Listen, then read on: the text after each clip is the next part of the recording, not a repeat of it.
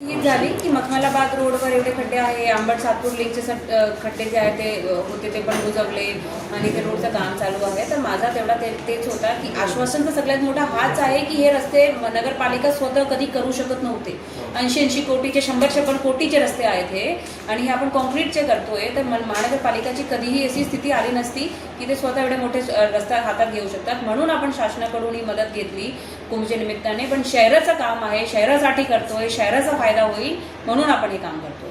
आता हे सगळा फायदा जर आपल्याला शहराचा करायचा आहे त्यासाठी थोडा जे ऑफकोर्स जर तिथे अडचणी आहे, आपल्याला मोटरेबल रोड करून द्यायची आहे. पण मखमलाबादची तर स्थिती अशी आहे की जे रोड होती 7 मीटरच होती, तिथे आपला आता PQC DLC सुरू झाला आहे. बाकी साईडला तर साईड पट्टीच आहे. आता साईड पट्टीवरून ट्रॅफिक जात आहे कारण की दुसरा काही डायव्हर्जन नाही. दुसरा जे डायव्हर्जन होता तिथे पण PWDचं काम चालू आहे, मग ते डायव्हर्जन शक्यच नाही. तर अशी 1-2 ठिकाणी प्रॅक्टिकल अडचणी आहे. अंबड सातपूर लिंक रोडचा पण तीच अडचण आहे की ते डायव्हर्जन दुसरं काहीच नाही आहे. अशी एवढी मोठी रोड तेवढे हेवी व्हेकलसाठी, इंडस्ट्रियल व्हेकलसाठी भेटत नाही. तरी आपण तिथे 24 तास खडी टाकून त्याची रोलिंग करतोय. बिकॉज शेवटी नंतर तिथे आपल्याला हे कॉन्क्रीटचं काम करायचं आहे. एक बाजूला ऑलरेडी बऱ्यापैकी काम चालू आहे, ते दिसलेलं पण असेल आणि तुम्ही आता पण जाऊन बघू शकता. तर त्याप्रमाणे आमचं आता टार्गेट हाच आहे की जिथे जिथे आमच्या PQC DLC समजा एक सर्कल टू दुसरं सर्कल समजा 100 मीटर असेल किंवा 1000 मीटर असेल, जेवढा असेल ते क्युरिंग पिरियड झाल्यानंतर ते ओपन करायचे इमिजिएट ट्रॅफिकसाठी. जसं आपण आपले वारकरी यांची जे हे होती तेव्हा 16 होता तेव्हा आपण त्र्यंबक रोडचे काही पॅचेस ओपन केले होते, त्याच्यामुळे खूप बेनिफिट पण झाला आणि फायदा मिळाला. तसाच आपली इथे पण प्रयत्न आहे की जे काही DLC किंवा PQC आपला आता झाला आहे ते पुढचे 2 महिन्यात सगळं क्युरिंग वगैरे संपला. It can be 100 metres also, it can be 1000. आता ते जसं जसं आपलं चालू आहे ते प्रत्येक रोडचा वेगळा असते. आपण तेवढे stretches from circle to circle open करत जाऊ असा आमचा आता टार्गेट आहे.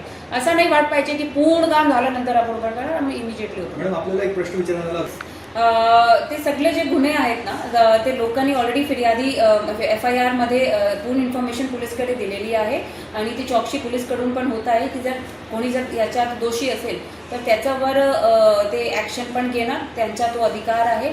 आणि आम्ही पण मनपातर्फे पण एक पत्र NTKMA कडे गेलेलं आहे की ह्याची एक सखोल चौकशी करा. फक्त एक विषय काय असते की स्वतः आम्ही जर केला तर अजून लोक वेगळा टिप्पणी करतात. तर एक थर्ड पार्टी चौकशीनी CCTV वगैरेचे कॅमेरेचे सगळे रेकॉर्डिंग्स बघितलं पाहिजे. कारण की काही ठिकाणी असा पण आहे की समजा ओव्हरटेक करताना काही झाला आहे, खड्डा नव्हता तरी काही झाला आहे किंवा तो एक ठिकाणी उभं होता त्याला कोणीतरी येऊन धडक मारली, अशी पण FIR मध्ये रिपोर्टिंग्स आहे.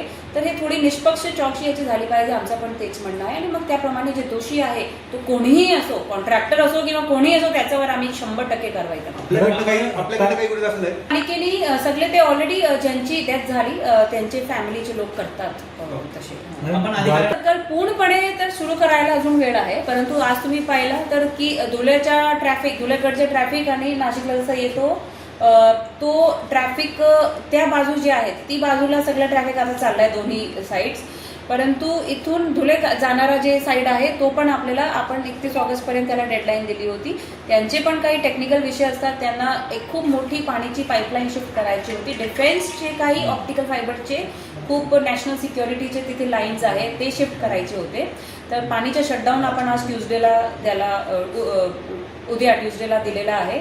आणि इथे झाल्यानंतर मग ते पटापट काम करून आपला टार्गेट तर आहे 31 ऑगस्टपर्यंत आपण एक साईड ओपन करू. जशी एक ऑलरेडी ओपन आहे, अजून एक थोडी 2 लेन्स ओपन आहे, अजून 2 करू. त्याच्यातने थोडा इम्पॅक्ट आणि फायदा होईल आणि ह्याचा हळूहळू करत जाऊन पूर्ण सर्कल आपल्याला शेवटी as per timeline we will definitely be open. म्हणजे MSIDC काम करतात ते विल बी ओपन. मॅडम त्याच ठिकाणचा जो सर्व्हिस रोड ते ठेकेदारची काय जबाबदारी असते ते बेसिकली की जे ते रस्ता करताय तो रस्ता मोटरेबल करून देणं त्यांची जबाबदारी आहे. त्यांचे एकदम असं एरियामध्ये नसेल पण तिथून जर ट्रॅफिक जात असेल, आपण ऑलरेडी तशी सूचना दिली आहे. तो MSIDCचं काम आहे, MSIDCचे ते ठेकेदार आहे, आपण ऑलरेडी त्यांना सांगितलं आहे आणि ते करता पण आहे. परंतु काय आहे आपले पण भरपूर युटिलिटीजचे काम सुरू आहे. ते युटिलिटीजमुळे परत म्हणजे सगळी युटिलिटीज टाकून मग त्याच्यावर फायनल आपण रस्ता पण करतो.